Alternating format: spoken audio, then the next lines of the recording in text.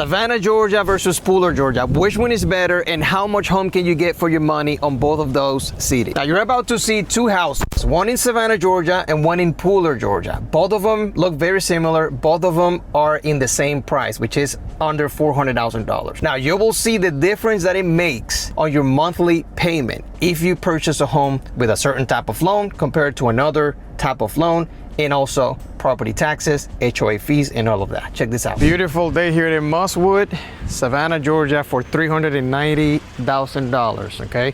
Let's see. Let's start with this home. It's a 3 bedrooms, 2.5 bathrooms, built in 2014, and it is currently listed for $390,000, okay? Now, if you're wondering how big it is, it's 2,313 square feet. Now, I want to answer a few questions for you. Number one, how much money do you have to put down if you wanted to keep your mortgage payment at $2,500 a month? Okay, I get people calling me, telling me, Bruno, I'm looking for X, Y, and Z, but I want to keep it at this monthly payment. If not, I don't want to buy it. So let's answer that question for you. And let me know in the comments if you actually had that type of money to put down to keep it at $2,500 a month, okay? So the taxes on this property, which by the way, I have everything written down and I'm gonna put it on the screen for you. But the taxes on this property are $2,957 a year, all right?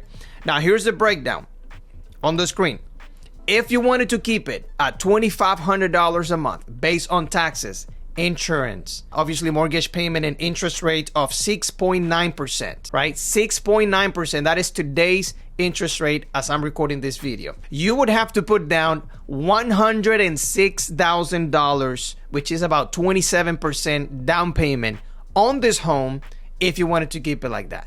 So my question for you is this: do you have $106,000? Because if you don't, then you're wondering, well, what would it take for me, or how much would the mortgage payment be if I go with the bare minimum as a down payment, which is 3.5% down if you're using FHA loan, okay?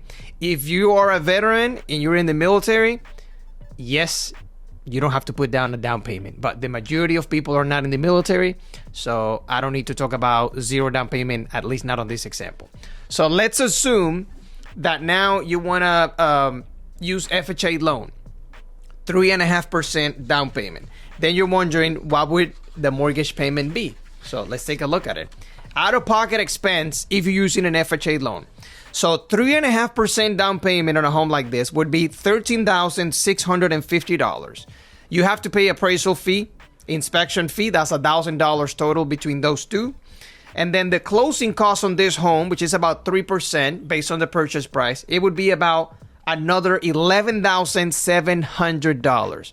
So if you wanted to go with the bare minimum using 3.5% down payment, your total estimated out-of-pocket expense would be $26,000, okay? So if you don't have $106,000, you at least have to have at $26,000, okay, on a home like this. All right, now before we start comparing Savannah versus Pooler so you can see the difference, let me clarify something for all of my veteran friends. I love you guys. I'm a veteran. I purchased 2 homes using VA loan. There is a lot of confusion. Just because they tell you that it's zero down, that doesn't mean zero out of pocket. You guys get extremely confused about that. Yes, you still have to pay for an inspection, for an appraisal, and closing costs. No one, and I mean no one, the seller is not obligated, the lender is not obligated, and the realtor is not obligated to do things for free just because you're a veteran, okay? Remember that. That is not a regulation. That is not a law. There is no law that says, well, I'm a veteran, you're supposed to give me everything I want for free, okay?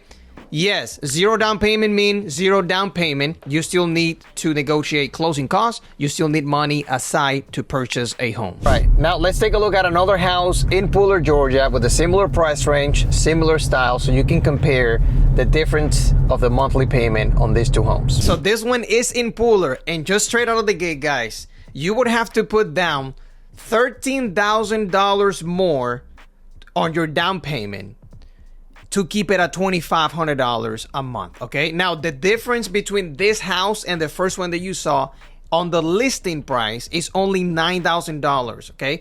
So this one that you're looking on the screen is $9,000 more expensive, but you also have to pay another $2,049 a year on taxes, okay? So the total amount on taxes of this home is $5,007 a year. Now, for additional context, this one is a 3-bedroom, 2.5 bathroom home. It is a lot newer, okay? It's 2023. It was built in 2023, 2 years ago.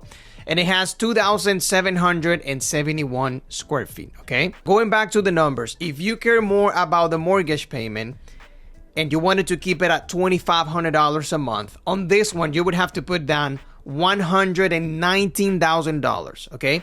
On the first example you saw, the down payment was $106,000. This one is $119,000, okay? So that's only if you wanted to keep it at $2,500 a month. By the way, towards the end, I will share with you on the screen a side-by-side comparison, so you can just take a picture or a screenshot and keep it on your phone as a reference. Now, let me give you an FHA example on this one. Let's assume you go with the bare minimum, which is 3.5% down. On this one, you're gonna have to put down $13,965. Now, that's only $315 more than the first example, okay? The closing costs on this one, the total closing cost would be about $11,970, all right? So you're gonna need down payment, closing costs, appraisal fee, which is about $600, and then the inspection fee, about $400. So the total cash to close would be $26,935. That is the minimum that you would have. Plus, of course, you're gonna need some money aside for escrow or maybe whatever, right? So a little bit more, let's round it up to maybe $27,000 and some change. Real quick, if you are from out of the state of Georgia and you don't know much about this area, I got a bunch of videos of neighborhoods in this channel. So go to the playlist, check out a bunch of neighborhoods straight from your couch. You don't have to spend money on gas, okay? And if I can help you with anything, just send me a text message or email or call me. Now guys, take a screenshot or a picture of this. This is the comparison of Savannah versus Pooler using an FHA loan, assuming that you're only gonna give a 3.5% down payment, okay? On here on the left, if you follow the yellow arrow here, is the home in Savannah for $390,000 versus the one in Pooler for $399,000. Now, on the right column, you will see the difference of, you know, how much more money you would have to put in Pooler or in Savannah, depending on the example, all right? So at the end, the total cash to close on the FHA example, you would only pay extra $585, okay, on cash to close. Now, check this out, guys. On cash to close, if you notice the difference of $9,000 will only give you a difference of cash to close of $585. So what I want you to understand is this: just because the home is listed $9,000 more, that doesn't mean that you would have to pay $9,000 more out of pocket, okay? At least not initially. Now, when things get interesting is when your worry or your main priority is keeping it at whatever monthly payment. In this example, as you can see, we use $2,500. You can see it here at the bottom, $2,500 a month. Here is the comparison of Savannah versus Pooler, okay? So you have a $13,000 difference on the down payment. And remember, guys, this is only a $9,000 difference listing price, but you would have to put $2,000 more on taxes, right? That you would pay a year. You would pay $13,000 more on down payment, all right? So yes, it makes a huge difference, the type of loan. I'm talking about what? $13,000 plus 2, that's like $15,000 difference, okay? So yes, you would, depending on your loan, either pay more or less. Now, let me share with you which one is my favorite and why. So in this case, I would choose the one in Savannah. Now, let me tell you why. You have lower taxes. The community itself looks better, okay?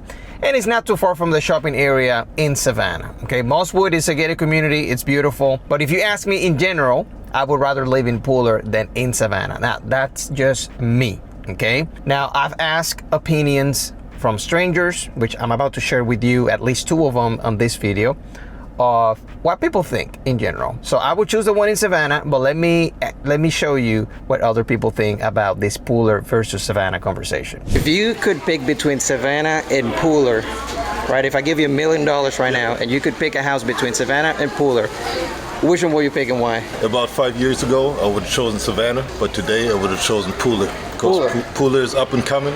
Okay. You see new neighborhoods building. You got shops, you got restaurants, you got everything that you need for yourself and for your family. There you go. Today, Pooler. I would pick Pooler because I like to be outside of the traffic, although transparently Pooler's traffic has increased significantly over the past years, so I would potentially live on the outskirts of Pooler, and then you're close to Savannah, so you can get into town. Is there anything about Savannah that you don't like? I love Savannah. It's a beautiful area. There are some parts of town that you wouldn't maybe want to avoid at certain times of the evening. You need to be smart about it, but there's a lot of beautiful parts of Savannah, like Forsyth Park and Bay Street. Pooler and River. 1, Savannah 0. Well, there you have it. I hope that was helpful. This is Luis Bruno again. That's my number right there on the screen. Call me or text me if I can help with anything real estate wise in this area. I'm your guy. Talk to you soon.